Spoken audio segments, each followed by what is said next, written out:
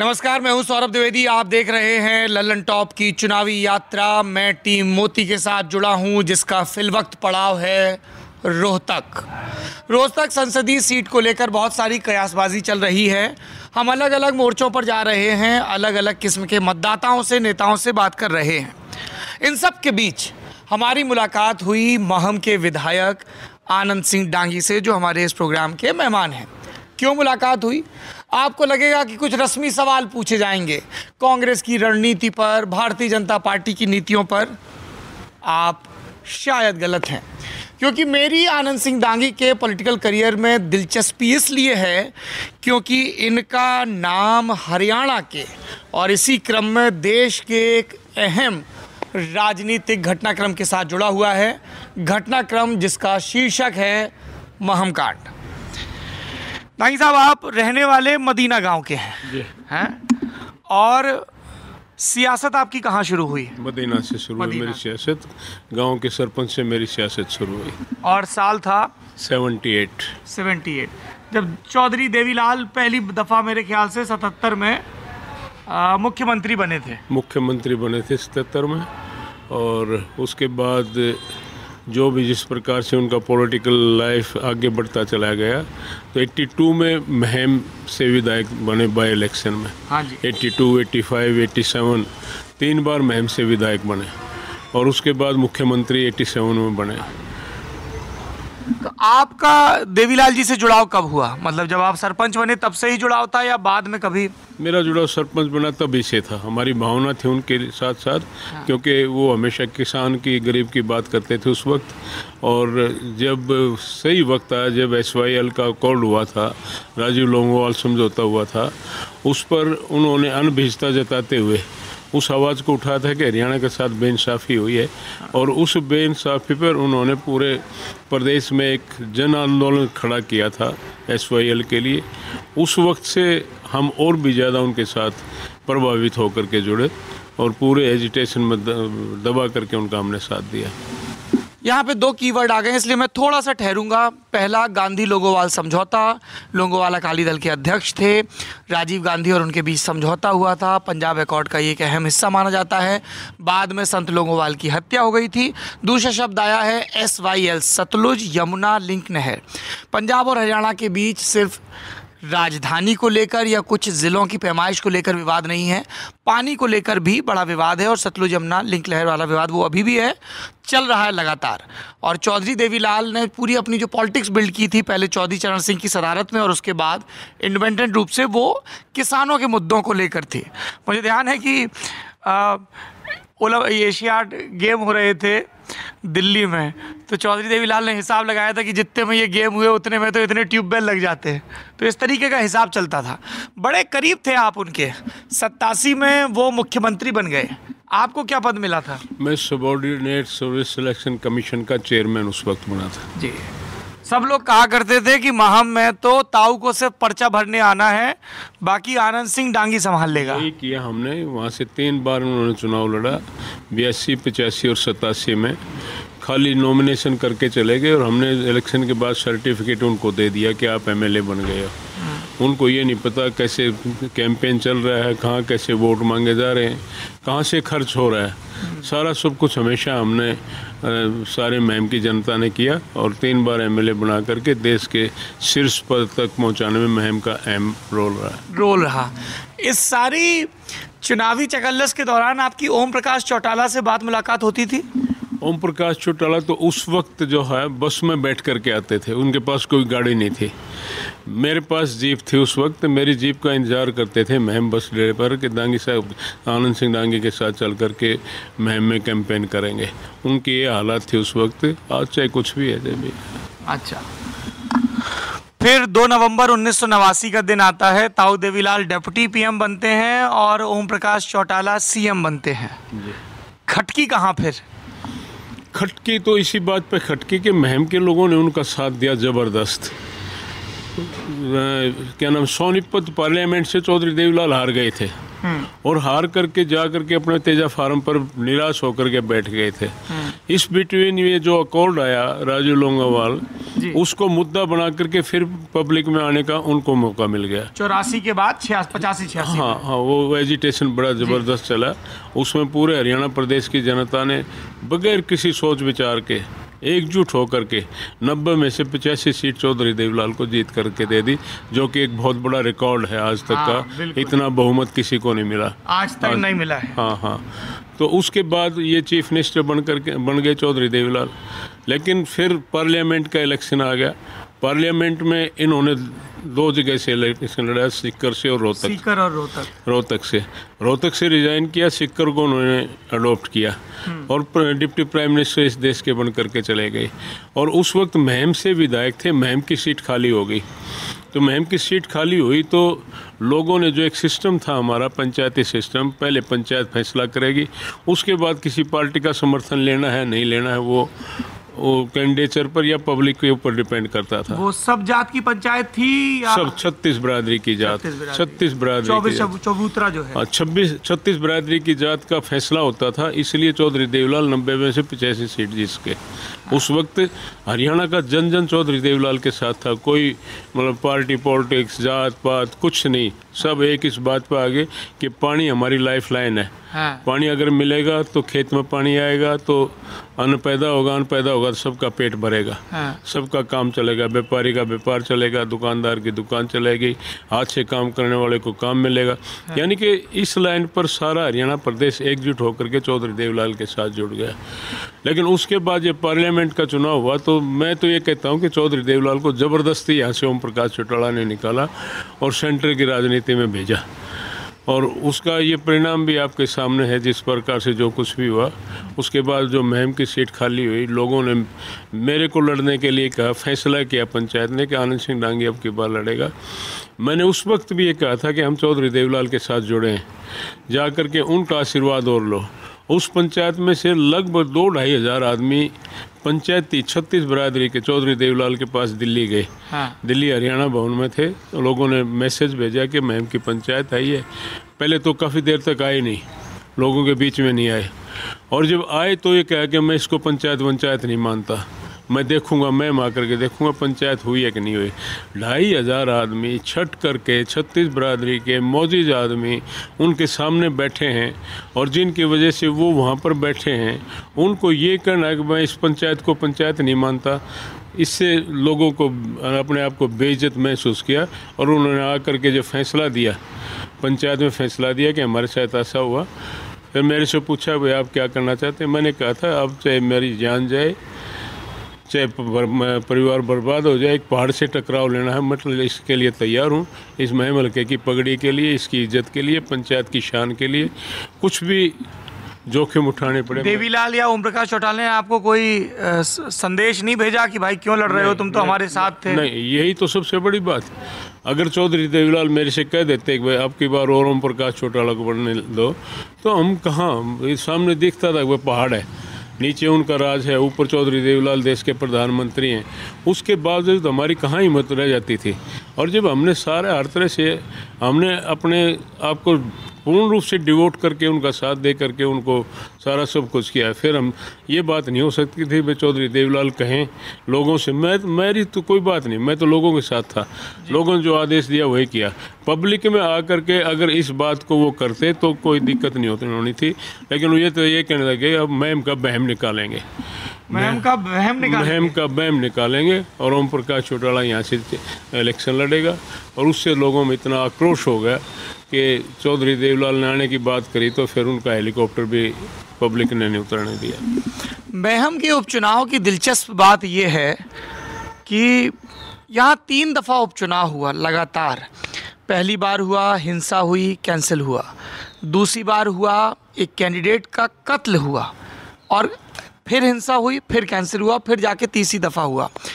और media word play बहुत करता है, महम गांव का नाम है, विधानसभा का नाम है, मेहम अंग्रेज़ी का एक शब्द है, तो उस दौरान ये जुमला खूब चला था।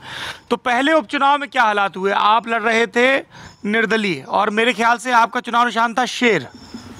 बिल्कुल। हाँ मैं पंचायती उम्मीदवार के रूप में इलेक्शन मैंने लड़ा हाँ। और उसमें चुनाव चिन्ह मेरा शेर था। और उनका चक्कर था जनता दल वाला? उनका जो भी था, हाँ उनका जो भी था, उनकी पार्टी का चिन्ह था जो था, मैं ध्यान शायद मेरे नहीं है अब, क्योंकि मुझे तो पंचायत का रुतबा, पंचायत की शान, पंचायत की पगड़ी, उनकी लाज रखने का जो है ना जुनून था मेरे अंदर कि चाहे कुछ भी हो जाए इस मामले में कहीं पीछे नहीं हटना। और लोगों ने एक शेर का रूप देकर ही, अच्छा क्योंकि आनंद सिंह डांगी हमारा शेर, आनंद सिंह डांगी हमारा शेर है। अच्छा। और उसके हिसाब से जो ना लोगों ने बड़ी से बड़ी कुर्बानी देकर। स्वामी अग्निवेश भी जुड़े हुए थे आपके कैंपेन के साथ?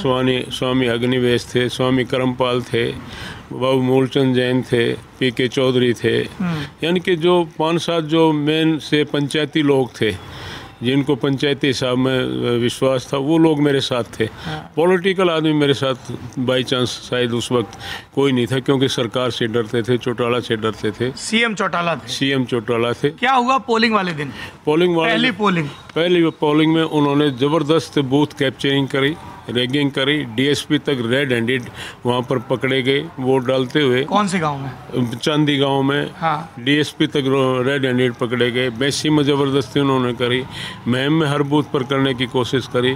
देहात के जो गांव, जो पंजाबी डोमिनेटेड गांव, जो यानी कि गरीब आदमियों के गांव थे, शरीफ आदमी, उनमें उन्होंने फोकस बना करके बूथ कैप्चरिंग, रैगिंग करने की कोशिश करी।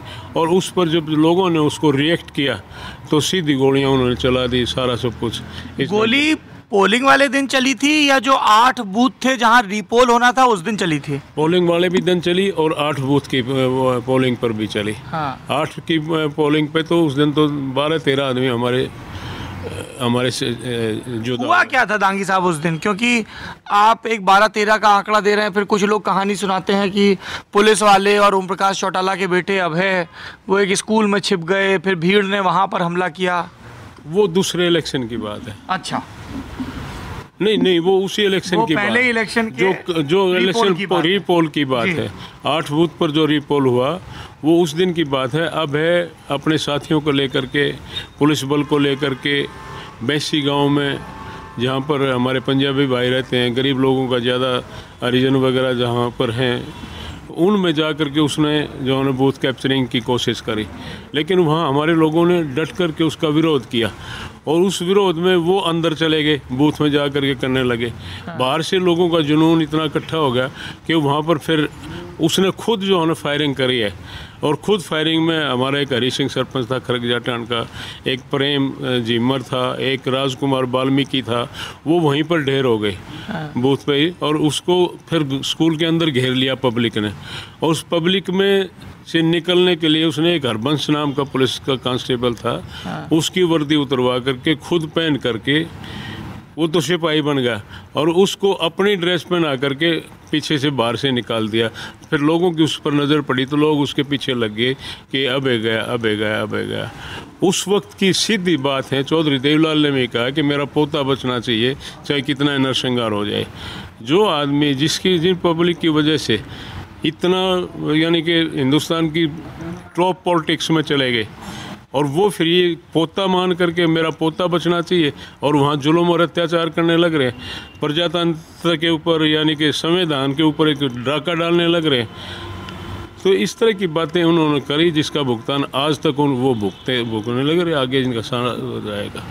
तो ये जो रीपोल है उसकी हिंसा के बाद चुनाव कैंसिल हो जाता है? हाँ, काउंटरमैंड हो गया इलेक्शन। हमने उसका रिएक्ट किया, हमने इलेक्शन कमीशन में धरने वगैरह भी दिए, लेकिन इलेक्शन कमीशनर हमारी बात सुनी और उसको जो सारी जो वहाँ पर मीडिया थी और जितनी भी एजेंसीज काम कर रही थी निष्पक्षता से, उन्होंने उनकी रिपोर्ट भी लेकर के इलेक्शन कमीशन ने उसको काउंटरमैंड किया कि ये सारा गलत हुआ है, दोबारा इलेक्शन होगा, कैंसिल हो गया। दोबारा चुनाव होता है मई के महीने में। 17 मई का चुनाव दोबारा आया। उसमें 2 दिन पहले, 3 दिन पहले अमीर सिंह नाम जो मेरे गांव का ही था, उसका स्पेशल रूप मदीना का ही था, मदीना का ही, उसका नॉमिनेशन भरवा। किसने भरवाया नॉमिनेशन? ओम प्रकाश चौटाला ने। हाँ। और इसलिए भरवाया कि जो सिंबल अलॉटमेंट होती है अल्फ़ाबेटिकली, जो जिससे पहले आता है पहले उसको फर्स्ट प्रेफरेंस तो मिलता है। आनंद से पहले अमीर आ जाएगा। आनंद से पहले अमीर आ गया। हाँ। जो मेरा सिंबल था उस सिंबल को मतलब करने के लिए, इसलिए अमीर सिंह का नाम उन्होंने बरवा दिया। शेर का सिंबल उधर चला नहीं गया, लेकिन शेर का फिर उन्होंने कैंसिल कर दिया, किसी को नहीं मिला। क्योंकि सिंबल को लेकर झगड़ा हुआ था आपका उस चुनाव। हाँ, झगड़ा यही था कि हमने सिंबल शेर के लिए अप्लाई किया, उन्होंने उसको कैंसिल कर दिया। फिर दूसरा सिंबल छतरी का लिया हमने, छतरी एकदम से लोगों के हाथों में छतरी दिखी तो वो भी कैंसिल करवा दिया। फिर 2 बर्ड्स इकट्ठे बर्ड्स का लिया, वो भी कैंसिल करवा दिया। फिर एक छिड़ी का फूल का निशान था, उसके ऊपर आकर के बात टिकी। हमारे को ना दफ्तर खोलने दिया गया, कहीं दफ्तर जिससे भी बात करें अगले दिन सुबह कैंसिल, अगले हम नहीं दे सकते, हमारे ऊपर जो है ना दबाव है। क्योंकि मुख्यमंत्री चौटाला थे। फिर हमने एक खुले मैदान में, जैसे ये है कंपाउंड सा, इसमें 4 दुआरी का निकला हुआ एक प्लॉट था, उस प्लॉट में हमने दफ्तर खोला और वहाँ पर हमने चलाया। और लेकिन उस दिन जब ये हिंसा हुई तो उसको भी आग लगा दी इन लोगों ने। तो हमारे साथ बड़ा जुल्म और अत्याचार हुआ। हिंसा पे तो आएंगे। तो अमीर सिंह पर्चा भर देते हैं और फिर भिवानी में चुनाव के कुछ रोज पहले अमीर सिंह की लाश मिलती है। उसमें आपके खिलाफ FIR हुई थी? मेरे खिलाफ, मेरे भाई के खिलाफ और 2 और गांव के लड़के थे, उनके खिलाफ 4 के खिलाफ FIR दर्ज हुई। मैं उस वक्त मोखरा गांव है, मेरा सबसे बड़ा गांव है, वहां पर डोर टू डोर कैंपेन कर रहा था। वहां मैसेज गया कि भाई इस तरह से अमीर सिंह का मर्डर कर दिया और उसकी डेड बॉडी मुंडाल गाँव में पड़ी है, इस तरह की बातें। तो उस वक्त अंडरस्टूड है कि उस वक्त ये था वह इंडिपेंडेंट कोई भी कैंडिडेट है मर जाएगी तो इलेक्शन आगे पोस्टपोन हो जाता है, काउंटरमैंड हो जाता है। हम वो करके सारे घर आ गए, घर बैठ करके इंतज़ार करने लगे भाई कौन किस टाइम डेड बॉडी आएगी, क्योंकि मेरे गांव का था, हमारा फर्ज शरीफ आदमी था वो, तो उसके इंतज़ार में हम बैठे रहे। डेड बॉडी आ गई तो हम सारे उठ करके चलने लगे। 2 पत्रकार वहाँ आए, एक इंडियन एक्सप्रेस के थे और एक शायद हिंदुस्तान टाइम्स का था, एक लड़की थी एक लड़का था। उन्होंने आके कहा कि आप कहाँ जा रहे हो? मैंने कहा कि दाह संस्कार पर। उन्होंने कहा कि आप मत जाना। उस वक्त हमें नहीं पता हमारे खिलाफ कोई FIR दर्ज करे क्या करे। उन्होंने आकर के बताया कि आपके खिलाफ FIR दर्ज हो सकती है और कुछ भी हो सकता है वहाँ पर, आप मत जाना, ये हमारी रिक्वेस्ट है, चाहे जैसे भी है। उन्होंने हमें कह करके हम दोनों भाई वहाँ बैठ के 5-7 आदमी और रह गए, बाकी मैंने सबको भेज दिया कि भाई जा करके दाह संस्कार करके आओ।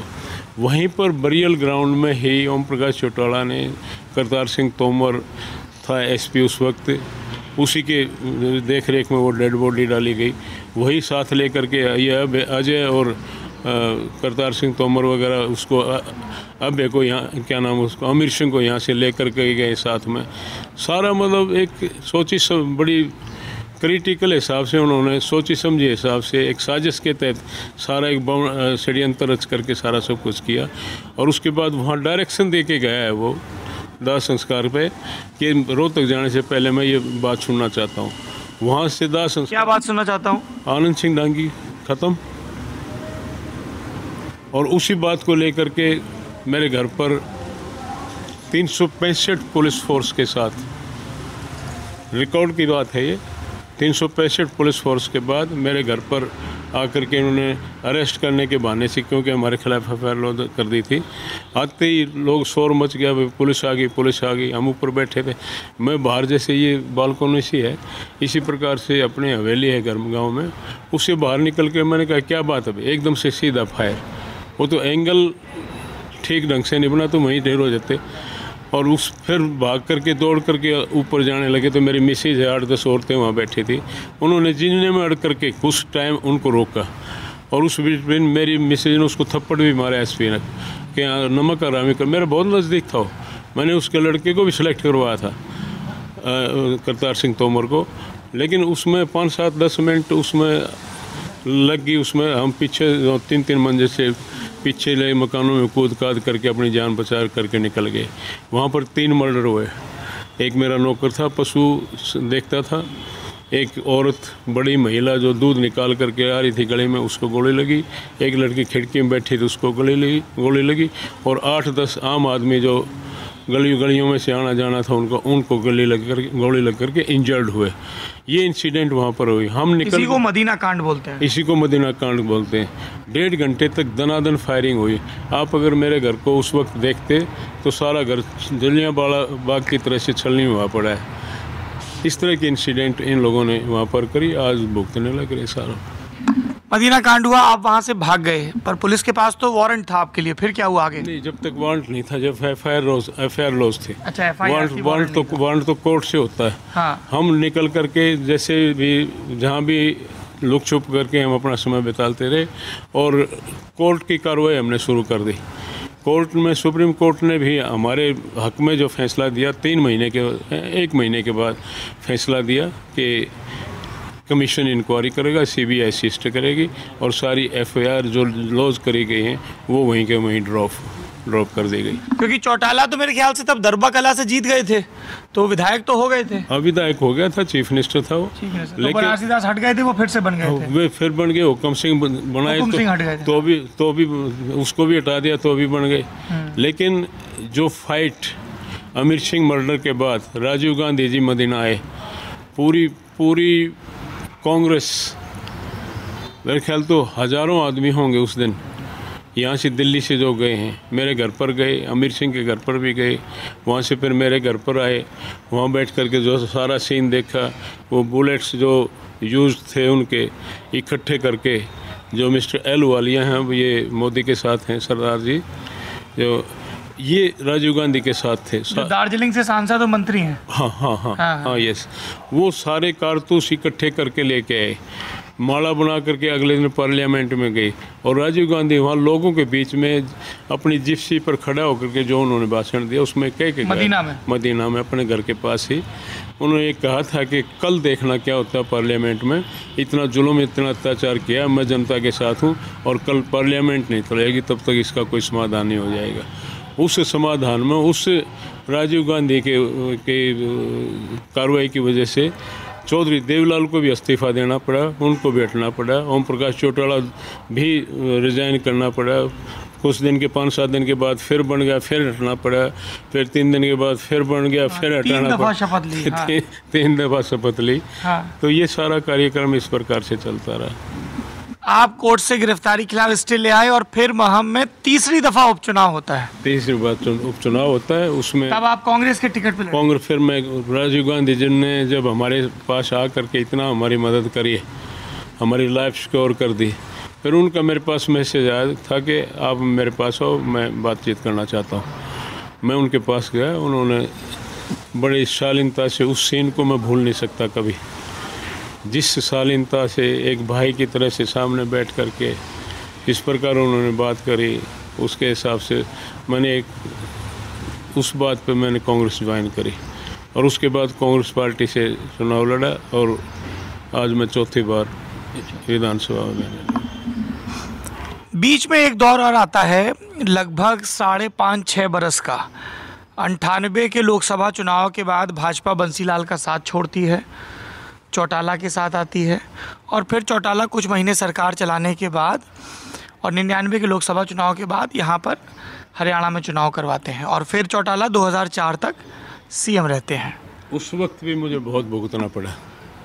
अच्छा, मैं रेवेन्यू मिनिस्टर था उस वक्त की। कोई आप किस सरकार में रेवेन्यू मिनिस्टर थे? मैं भजनलाल की सरकार में। भजनलाल की सरकार। पहले पीडब्ल्यूडी मिनिस्टर बना, फिर रेवेन्यू मिनिस्टर का मेरे को दिया गया।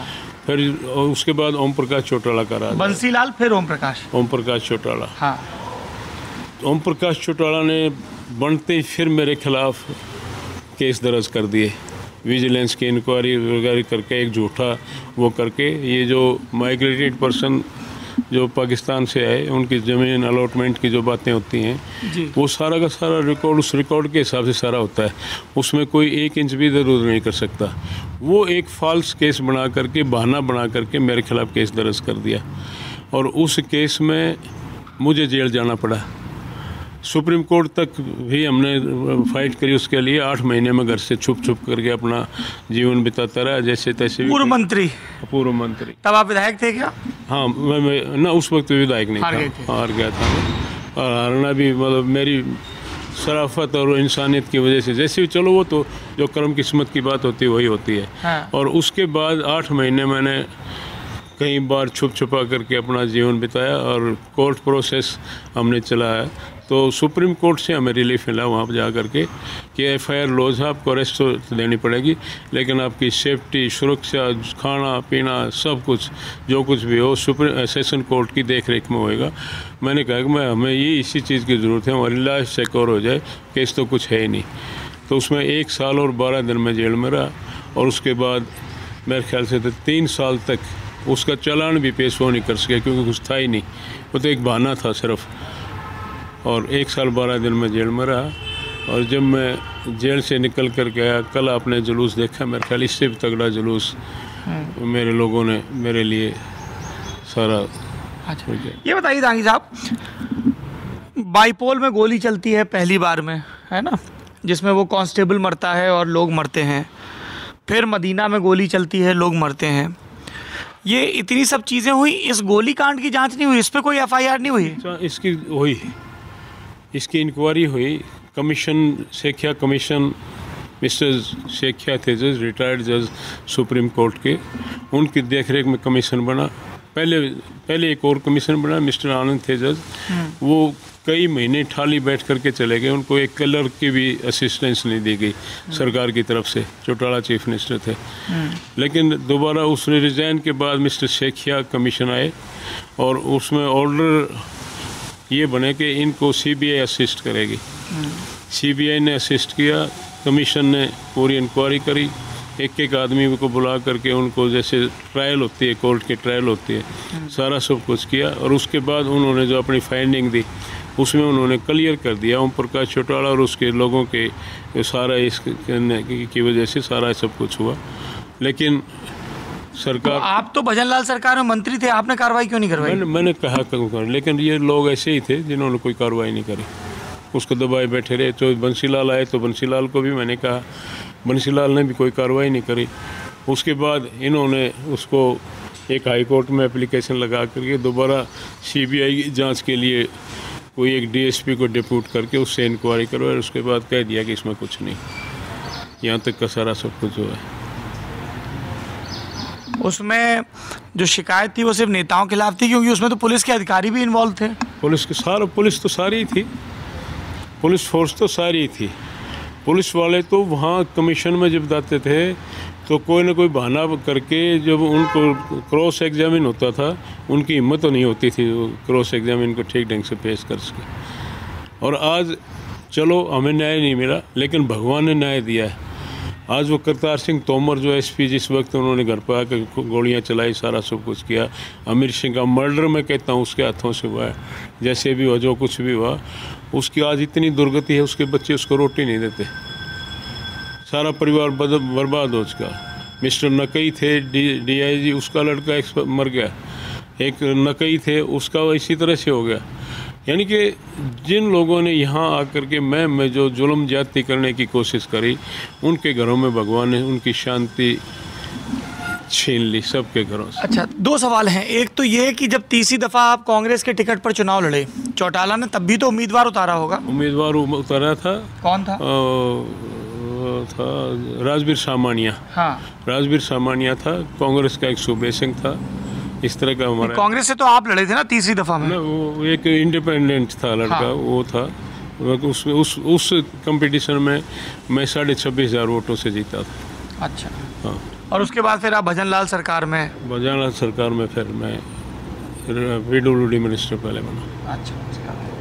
दूसरी चीज़ ये बताइए कि जब ये पूरा सब घटनाक्रम चल रहा था, इसी बीच 3 लोकसभा चुनाव होते हैं जिसमें देवीलाल लगातार हारते हैं, 91, 96, 98 भूपेंद्र हुड्डा से। तो क्या वो महम कांड का गुस्सा था या कांग्रेस की लोकप्रियता थी, क्या था वो फैक्टर, क्या था सबसे डिसाइसिव? इसमें कोई शक की बात नहीं है, ओपन सच है ये। जिस वक्त महम का इंसिडेंट हुआ उस टाइम कांग्रेस की हालत बहुत पतली थी, और महम के इंसिडेंट की वजह से राजीव गांधी ने जो आवाज़ उठाई, चौधरी देवलाल तक ने रिज़ाइन करना पड़ा उप प्रधानमंत्री के पद से।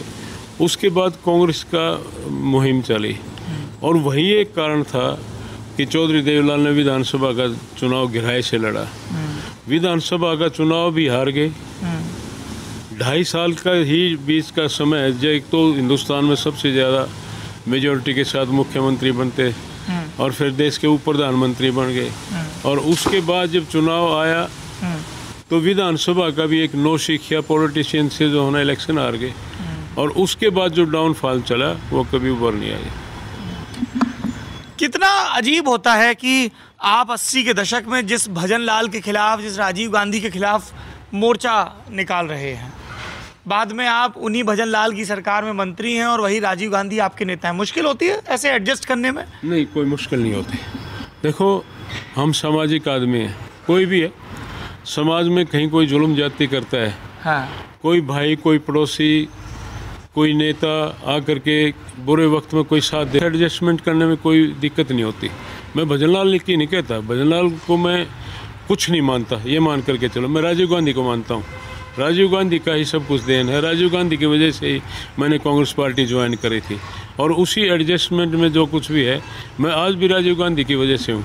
अच्छा। हाँ, मैं आज भी राजीव गांधी को ही मानता हूँ। भजन लाल के लिए ये चीज़ बहुत कही जाती है कि नरसिम्हा राव को वो बहुत किस्म का टेक्निकल सपोर्ट देते थे। किस किस्म का देते थे सबको पता है। वो राजस्थान के नतीजे आए 93 में, तब भी भजन लाल अपना हेलीकॉप्टर लेके उतरे थे। और जब हरियाणा की बात होती है तो कहा जाता है कि एक जो मनोहर लाल खट्टर पे इल्ज़ाम लगता है कि एक लोग के खिलाफ या एक जात के खिलाफ एक काउंटर पोलराइजेशन हो रहा है। ऐसा राजनीतिक इल्ज़ाम लगाते हैं कई लोग, खासतौर पे कांग्रेस के या भूपेंद्र सिंह हुड्डा के समर्थक लोग। इसी तरह का इल्ज़ाम भजन लाल पर भी लगता था। ऐसी बात थी उस वक्त हवा में? नहीं, मैं ये बात नहीं मानता। ऐसी बात इतनी भजन लाल के टाइम में नहीं थी। भजन लाल सभी 36 बरादरी को साथ लेकर के चलते थे। मैं ये कहूँ कि भजन लाल ने किसी एक कौम को उबारने की कोशिश करी, दूसरे को मारने की कोशिश करी, मैं उस बात को नहीं कहता। और पॉलिटिशियन कोई भी है, इस तरह की कोई भावना रखता है, इस तरह की लाइन पर चलता है तो जनता उसको बहुत जल्दी सबक सिखा देती है। जी, आखिरी सवाल। जब से रोहतक में आया हूँ, एक घटना जो रोहतक की तारीख में काले अक्षरों से लिखी जाएगी, दाग है रोहतक के किरदार पे वो घटना। 2016 में जो कुछ हुआ, इधर वालों से पूछो तो उधर वालों को जिम्मेदार ठहराते हैं, उधर वालों से पूछो तो इधर वालों को। सबकी अपनी थेरीज हैं, सबके मोबाइल में वीडियोज़ हैं, सबके पास कहानियाँ हैं। 3 दशक से आप सियासत देख रहे हैं रोहतक ज़िले की। क्या हुआ और क्यों हुआ? कुछ देर के लिए अगर दांगी साहब ये भूल पाएँ कि वो कांग्रेस के नेता हैं, ईमानदारी से, क्या ये बहुत दिनों की खदबदाहट थी, ये फूट गई? प्रशासन की लापरवाही थी? समाज की लापरवाही थी? मैं 1000% ईमानदारी से इस बात को आपके सामने रखना चाहता हूँ और एक सच्चाई के साथ आपके सामने बात रखना चाहता हूँ। और मैं ये कहता हूँ कि सरकार को छोड़ो, किसी और एजेंसी को छोड़ो, आप 5 आदमी लेमैन जिसको हम कह सकते हैं, 5 आदमी की कमेटी बना दो और उस 16 के एपिसोड की आप इंक्वायरी करवा दो, आपके सामने सारा सच आ जाएगा। ये एक मैनिपुलेशन थी, इसको बना करके सारा सब कुछ किया गया। देखो, प्रजातंत्र है, प्रजातंत्र में कोई भी अपनी डिमांड करने का, कोई सर्विसमैन है, कोई संगठन है, कोई कम्युनिटी है, सबका हक और अधिकार है। जाट कम्युनिटी ने जाट आरक्षण की डिमांड करी है और उस आरक्षण की डिमांड में किसी का हक मानने की बात नहीं है, क्योंकि भारत के संविधान में जो दिया है शेड्यूल्ड कास्ट का, SC ST का अलग से है, एक्स सर्विसमैन का अलग से है, BC का अलग से है, सबका निर्धारित एक पैमाना है, उसके हिसाब से उनके पास आरक्षण है। उससे अलग अगर कोई बात करी जाती है, कोई भी मांग सकता है, जाट भी मांग सकता है, ब्राह्मण भी मांग सकता है। राजस्थान में भी एजिटेशन चले हैं इसी तरह से इस आरक्षण की डिमांड पर, लेकिन उस परसेंटेज से अलग हर किसी का हक अधिकार है। उसी हक के ऊपर जाट कम्युनिटी ने भी अपना हक मांगा, उसके लिए एजिटेशन भी करा, रोड जाम भी करे और रोड्स पर ट्रैफिक भी जाम हुए। लेकिन 1 हफ्ते तक जिस प्रकार से वहाँ जाम लगे हैं, बैठ कर के लोगों को, जिस पर कोई आदमी पूरे हरियाणा प्रदेश के अंदर एक आदमी नहीं कह सकता कि हमारी गाड़ी वहाँ रोक ली, हमारी शीशे तोड़ दी, हमारा माल लूट लिया। दांगी साहब, मीडिया में खबरें छपी GT रोड पे बलात्कार के इल्ज़ाम लगे। आगे आएगी वो बात आगे की है। यहाँ पर वो बाजार जले, वो बात वहाँ की यहाँ की नहीं है, वो भी मैं बताऊंगा। अगर सच्चाई के साथ आप सुनना चाहोगे ना। जी बिल्कुल, सुनने आया हूँ। हाँ, तो वो उसमें बिल्कुल सारी स्पष्ट बातें हैं। एक कम्युनिटी को बदनाम करने के एक गहरी साजिश के साथ सारा सब कुछ किया गया है, क्योंकि जाट कम्युनिटी एक डोमिनेटेड कम्युनिटी है हरियाणा प्रदेश के अंदर, और इन लोगों ने एक साजिश के तहत, सरकार है 5 साल से बनी हुई, सरकार ने ज़मीन पर क्या करके दिया पब्लिक के लिए? कहीं गीता जयंती, कहीं गौ माता, कहीं कुछ जनहित में कहाँ क्या किया है? अरबों खरबों रुपए इन बातों पर इन्होंने बर्बाद कर दिए, ज़मीन पर कुछ नहीं किया। और उस बात को सारा गोलमोल करने के लिए, पब्लिक का माइंड डाइवर्ट करने के लिए इन्होंने एक बहाना बना करके एक बड़ी कॉन्स्पिरेसी के साथ ये सारा सब कुछ किया गया। आप देखो, 1 हफ्ते से बैठे हैं लोग, वो जो आपने कहा वो उसके बाद की बातें, उसके बाद की बातें। 1 हफ्ते से बैठे हैं, सबकी मदद करने लग रहे हैं, खाना खिलाने लग रहे हैं, सारा सबको उनकी सेवा करने लग रहे हैं, अपनी डिमांड पर अपना एजिटेशन करने लग रहे हैं। राजस्थान में भी रेल तक रोकी हैं, सारे सब कुछ किए हैं। लेकिन उसके बाद ये हो गया कि भाई ये तो इसी तरह शांति से चल रहा है। यहाँ पर वकीलों ने एजिटेशन के रूप में कोई अपनी कहीं डिबेट की थी, क्या था, उसमें उनके साथ हाथापाई करी, उनके साथ लाठीचार्ज किया। उसके बाद स्पेशल एक कम्युनिटी के बच्चों के साथ यूनिवर्सिटी में जा कर के, गवर्नमेंट कॉलेज में जा कर के, जहाँ बच्चे हॉस्टल में रहते हैं, वहाँ उनकी ज़बरदस्त मार पिटाई करी, उनके मुंह पर भरी प्लेट सब्जी की मारी, ऊपर से कई बच्चे नीचे भी गिरे। उसके बावजूद भी उन्होंने कोई एजिटेशन नहीं किया। अगले दिन वो अपना रोष प्रकट करने के लिए आईजी ऑफिस पर जाते हैं और आईजी को बताने के लिए कि भाई हमारे साथ ये सारा सब कुछ हुआ है। कहने का अधिकार है, बताने का अधिकार है। कोई भी है, एडमिनिस्ट्रेशन है, एसपी है, डीसी है, आईजी है, डीजी है, उनके सामने अपनी बात तो आदमी रखेगा ना। कोई किसी के साथ कोई जाति होती है, कोई बात होती है, उस बात को लेकर के वहाँ गए। वहाँ जा कर के पुलिस के पास बहुत सोर्स होते हैं, अश्रु गैस भी होती है, वाटर कैनल भी होता है, रबड़ की गोलियाँ भी होती हैं, लाठीचार्ज भी होता है। वहाँ जाने पर पुल के ऊपर खड़े हैं, उसके घर में भी नहीं घुसे, कहीं जा कर के अपनी आवाज़ उठाने के लिए ये कह रहे कि हमारी बात आकर के सुनो, हमें न्याय दो। वहाँ सीधी दनादन गोलियाँ चला दी, वहाँ पर लड़के मर गए। उसके बाद एजिटेशन चला है, हिंसक हुआ है, फिर हिंसक हुआ है, बाजार जले। अब कहीं बाजार जले, लूट खसोट हुई। आप एक पक्ष सुनाते हैं। मेरी बात सुनो, अभी जल्दी मत करो। नहीं, आप बिल्कुल आराम से बताइए। मैं लेट हो रहा हूँ, लेकिन आप जल्दी मत करो। बिल्कुल जल्दी नहीं है जी। हाँ। उसके बाद क्या होता है? उसके बाद आगजनी होती है, गोली चलेंगी, आदमी मरेंगे, तो एजिटेटेड होना स्वाभाविक बात है। किसने लूटी, किसने क्या किया? लूट का सामान किसके घर मिला? लूट का सामान मनीष ग्रोवर के पीएसओ के घर में मिला। उसके खिलाफ एफआईआर दर्ज हुई। रात शाम को एफआईआर दर्ज होती है, सारे चारों तरफ ये बात फैलती है कि मनीष ग्रोवर के पीएसओ के सामान मिला, ये हुआ, वो हुआ। उसके बाद सुबह उस एफआईआर को कैंसिल कर दिया जाता है, और 5 बजे के बाद देहात का कोई आदमी शहर में नहीं है। 5 बजे के बाद देहात का कोई आदमी शहर में नहीं है। रात का अंधेरा होते घरों में, दुकानों में आगजनी होती है। किसने करी? वो एक पेड लोगों ने साजिश के तहत इकट्ठे करके सारा सब कुछ किया। इसमें सबसे बड़ा मेन कल्प्रेट है मनीष ग्रोवर, और उसको भुगतना पड़ेगा, भगवान देखेगा उसको।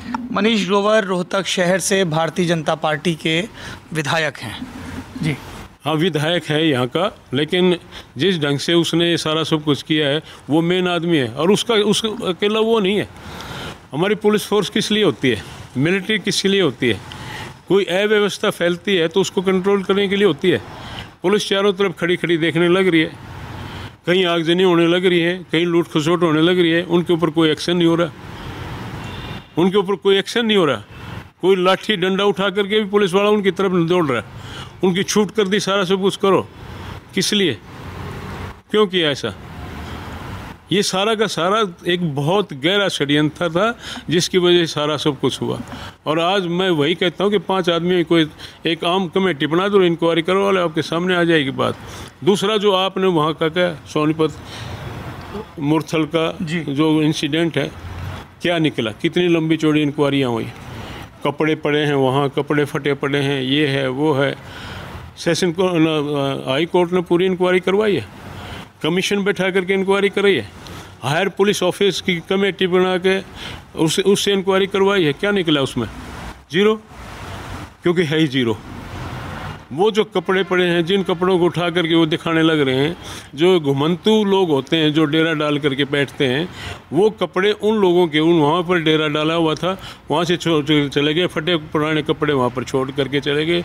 उनके आप टेस्ट करवाओ कितने पुराने कपड़े हैं, क्या उसके ऊपर लगा हुआ है, कितना मिट्टी लगी है, क्या है, क्या उसे, सारा सब कुछ स्पष्ट होकर के आ जाएगा। ये सारी एक बहुत गहरी साजिश। और उसके बाद जहाँ जो तोड़ फोड़ हुई है, रात के टाइम की तोड़ फोड़ है, वो भी एक गहरी साजिश के साथ पेड लोगों ने 20-30 मोटरसाइकिल पर गए, सारा तोड़ फोड़ करना शुरू कर दिया, नाम जाट कम्युनिटी की बदनामी। सरकार अपने पक्ष में जो दलीलें देती है उसमें से एक दलील ये है कि विपक्षी इल्ज़ाम लगा रहे हैं कि हम एक कम्युनिटी के खिलाफ हैं। हमारे तो उस कम्युनिटी से भी कई नेता हैं, आपके रोहतक के ही कैप्टन अभिमन्यु का जिक्र होता है, धनखड़ का जिक्र होता है, चौधरी वीरेंद्र सिंह का जिक्र होता है। तो कहते हैं ये तो कांग्रेसी लोग बोल रहे हैं कि हम एक जात खिलाफ, हम तो सब जात लेके चल रहे हैं, ऐसा वो कहते हैं। किस लिए? वो ये कहते हैं भूपेंद्र हुड्डा ने रोहतक का जुड़वा दिया। जिस आदमी ने 10 साल मेहनत करके एक खंडर इलाके को ऊपर उठा करके मतलब एक बढ़िया स्ट्रक्चर में ला करके खड़ा किया है, मेरा मकान है मेरे सामने खड़ा है, क्या मैं इसके ऊपर बुलडोजर चला करके इसको तोड़ दूंगा, तहस नहस कर दूंगा? भूपेंद्र हुड्डा ने रोहतक को बनाया है, रोहतक को विकास दिया है, रोहतक को तरक्की दी है, इसकी शान बढ़ाई है, और वो आदमी रोहतक का जलाएगा? इतनी घटिया बातें इस तरह के लोग ये करते हैं। उनका ये कहना है कि भाजपा की सरकार पे ये जो इल्ज़ाम लगाया जाता है कि ये जाट विरोधी, ये इल्ज़ाम गलत है। जाट समाज के भी कई नेता हैं जो भारतीय जनता पार्टी के नेता हैं और मंत्री हैं केंद्र की सरकार में और राज्य की सरकार में। वो नेता ही नहीं, वो बंधुआ लोग हैं, उनकी हिम्मत नहीं है असली बात को सामने। उनके भी घर जलाए गए, उनके घर भी वो उन्हीं की साजिश है। आप इंक्वायरी करो, वो इंक्वायरी वाली बात आती है, आप पूरी इंक्वायरी करो, उसकी कोठी से कितने दिन पहले सामान निकल चुका। आप ये कह रहे हैं, आनंद सिंह डांगी ये इल्ज़ाम लगा रहे हैं पूरी जिम्मेदारी के साथ कि खट्टर सरकार में मंत्री कैप्टन अभिमन्यु ने अपने घर में खुद आग लगवा ली। खुद आग नहीं लगवा ली, मैंने कहा कि उन्होंने सामान निकलवा लिया अपना, पहले ही सामान निकल चुका उनका। इस इंसिडेंट से पहले, जब से जाट आरक्षण का शुरू हुआ, लोगों ने धरने वरने रखे संस्था के सामने और वो सारी बातें हुई, उसके बाद उन्होंने ये कर लिया कि भाई यहाँ से सामान निकालो, कुछ भी हो सकता है। मैं नहीं कहता कि उसने ये अपने आप लगाई है, लेकिन उसमें ये एक बात और भी आई थी कि जो बर्निंग कोल पाउच से आग लगी, एक दिन पहले तो मनीष ग्रोवर कहता है कि बर्निंग कोल से आग लगाई गई है, अब भी मैंने उसकी सपोर्ट करता है। जब ये बात चली कि भाई ये बर्निंग कोल आया कहाँ से, जब ये बात आई कि अब भी मैंने इस कोल का मर्चेंट है, व्यापारी है, कोयले का जो है काम करता है, और दूसरी जगह से पाउच आ ही नहीं सकते, कहीं से भी नहीं आ सकते। ये बहुत गहरी सच्चाई है। अच्छा, ये बताइए कि जैसे आपने भूपेंद्र सिंह हुड्डा का जिक्र किया, तमाम विकास कार्यों का जिक्र किया, जब सब कुछ इतना अच्छा ही था तो 2015 में कांग्रेस इतनी बुरी तरह हरियाणा में क्यों हारी? कोई नहीं, आ जाता कोई ना कोई इशू। वजह क्या रही? वजह तो यही है कि लोग, पब्लिक चाहती थी, चेंज करना चाहते थे, वैसे हो गया, बस क्या बात उसमें। एक पार्टी की फ्रैक्शन आपस की, एक दूसरे की लेग पुलिंग, टिकटों का ठीक बंटवारा ना होना, ये सब कारण हुए। आखिरी सवाल, हालांकि सार्वजनिक जीवन में कोई कहता है कि आनंद सिंह डांगी भूपेंद्र सिंह हुड्डा के सिपह सालार हैं, कोई कहता है कि हाँ सिपह सालार हैं, लेकिन हुड्डा को भी लगता है कि डांगी जी विधायक तक तो ठीक हैं, पर जो भजन लाल की सरकार में मंत्री रहे तो अपनी सरकार में मंत्री भी नहीं बनाते। और तीसरी बात जो हरियाणा में कही जाती है, जो लगभग हर सूबे में हर पार्टी के लिए कम ज़्यादा कही जाती है, चूँकि अभी हरियाणा का प्रसंग है तो यहाँ के संदर्भ दूंगा, कि बोले साहब समझी भी नहीं आता है कौन सी कांग्रेस है। अशोक तंवर की आपको एक फ़ोटो नहीं दिखाई देगी भूपेंद्र हुड्डा के बैनर पे, जब वहाँ जाएंगे तो आपको भूपेंद्र हुड्डा नहीं नज़र आएंगे। रैलियों में साथ नहीं, जिंदाबाद के अलग नारे, पगड़ियों के रंग अलग, और बोले इसीलिए ये जो भी बाई इलेक्शन हुआ है उसमें सुरजेवाला की भी छींचा लेदर देख ली सबने। तो ब्लूप्रिंट क्या है कांग्रेस का हरियाणा में? ब्लूप्रिंट पीछे विधानसभा चुनाव में देख तो लिया, यही तो ब्लूप्रिंट था। इसी की वजह से तो कांग्रेस पार्टी हारी, आपस में एक दूसरे की उसमें, उसी वजह से कांग्रेस पार्टी हारी। अब नहीं हारेगी कांग्रेस, नेता वही हैं, खेमे वही हैं, अब क्या बदल गया? कोई बात है, अब सारे एक बस में सवार हो गए, सारे अपने मन आला कमान के डंडे से। चलो जो भी है, अब घर में कोई विघ्न होता है, कोई बच्चा अलग से चलता है, तो आला कमान, जो घर का आला कमान होता है, वो अपने डंडे से कंट्रोल करता है, एक जगह पर बिठा करके सारे मामले को ठीक करके अपने घर को चलाता है। और जहाँ तक मेरी बात, आपने कहा आपको मिनिस्टर ये जो बातें आई, मैं एक स्वाभिमानी आदमी हूँ, ईमानदारी से लोगों की सेवा करता हूँ। मेरी महत्वाकांक्षा कोई है तो मेरे हल्के के लोगों के सुखी जीवन के लिए है, विकास के लिए है। आज मेरा हल्का, मैं बताना चाहता हूँ मैंने क्या किया है। मेरे हल्के में 3 डिग्री कॉलेज हैं, 2 लड़कियों के कॉलेज हैं, 3 ITI हैं, पॉलिटेक्निक कॉलेज है। देहाती हल्का है मेरा सारा का सारा, कोई शहर नहीं है। सिर्फ 14,000 वोट का एक गांव है महम। चारों तरफ सड़कों का इंफ्रास्ट्रक्चर है, हर गांव में +2 के स्कूल हैं, लड़कियों का अलग है, लड़कों का अलग है, खेल के स्टेडियम है, रेलवे लाइन दीपेंद्र ने निकलवा दी चारों। यही तो विपक्षी इल्ज़ाम लगाते हैं कि ये रोहतक सोनीपत की तो बेल्ट है, रोहतक झज्जर सोनीपत, जहाँ पे कांग्रेस अपनी इज्जत बचा पाई क्योंकि हुड्डा पूरे सूबे के CM नहीं थे, ये उनका इल्ज़ाम है। ये जो बोले वो तो बस यहीं के थे, सब चीज़ें यहीं लेके आए। ये जो रेलवे लाइन बिछेगी, ये क्या महम की सीमा तक जाएगी? ये जाकर के अब और फाजिलका और पाकिस्तान की सरहद तक जाएगी जी। ये नेशनल हाईवे हैं, क्या महम तक की सीमित रहेंगे? रोहतक की तक सीमित रहेंगे? सिरसा डबवाली आगे तक अब और फाजिलका तक के सड़क बनेंगी। ये खाम खा का जो बवंडर जो फैला रखा है, भूपेंद्र हुड्डा ने पूरे प्रदेश का सर्वांगीण विकास किया है। किसी को नहीं उन्होंने बाचा। अगर मैं नहीं चाहूँगा तो मेरे हल्के में कैसे काम करेगा? मैं एक प्रतिनिधि हूँ, प्रतिनिधि के रूप में मैं जा करके कोई भूपेंद्र हुड्डा से बात करता हूँ तो भूपेंद्र हुड्डा ने किसी को नहीं बाचा, सबकी मदद करी है, पूरे प्रदेश में विकास दिया है। तो फिर ये 2 और दावेदार कैसे पैदा हो गए कांग्रेस में, सुरजेवाला और अशोक तंवर? मैं भी बन जाऊंगा। हाँ, और ये तो राजनीति है, सबको अधिकार है। हाँ, सबको अधिकार है, सबको अधिकार है कुछ भी बनने का। महत्वाकांक्षाएं, ये सारी बातें हर आदमी को कोशिश करनी चाहिए और इलेक्शन तक अपनी टिकट भी मांगनी चाहिए। मैं इस टाइप का राजनीतिक आदमी हूँ। उसके बाद चाहे अशोक तंवर हो, चाहे भूपेंद्र हुड्डा हो, चाहे रणदीप सुरजेवाला हो, चाहे आनंद सिंह नागी हो, मैं कम नहीं मानता इनसे, लेकिन मैं स्वाभिमानी हूँ, महत्वाकांक्षी नहीं हूँ। कोई भी आता है उसकी दिल खोल करके सबने मदद करनी चाहिए, इलेक्शन में साथ देना चाहिए। अगर हम एक परिवार के आदमी, अगर एक पार्टी के आदमी हैं तो हमने किसी के प्रति कोई द्वेष भावना नहीं रखनी चाहिए। जो कुछ जिसको मिलेगा वो इससे मिलेगा, माथे पे लिखा है, यहाँ पर लिखा है सब। चलिए एक आखिरी चीज़, रोहतक की सियासी इबारत जो पढ़ने में आ रही है थोड़ी बहुत, पहले चुनाव आसान माना जाता था रोहतक का। रोहतक वाले बड़ा चौड़ में कहते थे जी मार्जिन की लड़ाई है, लेकिन इस दफ़ा चुनाव मार्जिन की लड़ाई का नहीं है। कई लोगों ने चौराहों पर ये बात कही कि आप देखिए कि 3 दफ़ा का सांसद, 10 बरस के CM का लड़का चुनाव लड़ रहा है और उसके प्रचार के लिए प्रियंका गांधी को भी रोड शो करना पड़ रहा है और राहुल गांधी भी एक साझी रैली करने आ रहे हैं क्योंकि चुनाव फंसा हुआ है। आप इत्तेफाक रखते हैं इस ऑब्जर्वेशन से? नो, दीपेंद्र एक है, दीपेंद्र का कोई मुकाबला नहीं है। उसकी कार्यप्रणाली का, उसके व्यवहार का, उसके काम करने के तरीके का जो सिस्टम है, मेरे ख्याल से तो हिंदुस्तान में कोई उसके मुकाबले का नहीं है। तो चुनाव क्यों फंसा है? फंसा कहाँ, चुनाव लड़ने लग रहे हैं, फंस कहाँ गया? 12 तारीख को वोट पड़ेंगे, 23 को रिजल्ट आएगा, आपके सामने आ जाएगा। ये जो फंसा वसा, ये जो स्टार प्रचारकों के आने की नौबत आ रही है तो विपक्षी मजे ले रहे हैं। ये भी एक कारण है जी। अब पूरे हिंदुस्तान का चुनाव चल रहा है। हाँ, कितनी सीटों का बाकी है? हाँ, सब फ्री हैं। हाँ, और फ्री होने के बाद आप अपने जा करके अपने लोगों में प्रचार करें तो उसमें क्या दिक्कत, किसको क्या होती है? ठीक बात। प्रधानमंत्री मोदी भी एक छोटी छोटी कॉन्स्टिट्यूंसी में जा करके चुनाव लड़ने लग रहा है। नहीं, उनका तो ये कहना है ना कि ये कांग्रेस के पास 14 में यही एक सीट थी, ये भी छीननी है, उनकी ये महत्वाकांक्षा है। आपको पता लगेगा रिजल्ट जिस दिन आएगा, कांग्रेस की ये 1 है कि 7 हैं, 8 हैं कि 10 हैं, आपको पता लग जाएगा सारा। कांग्रेस जिंदा पार्टी है, मुर्दा नहीं है। अच्छा, हाँ, आप देखना।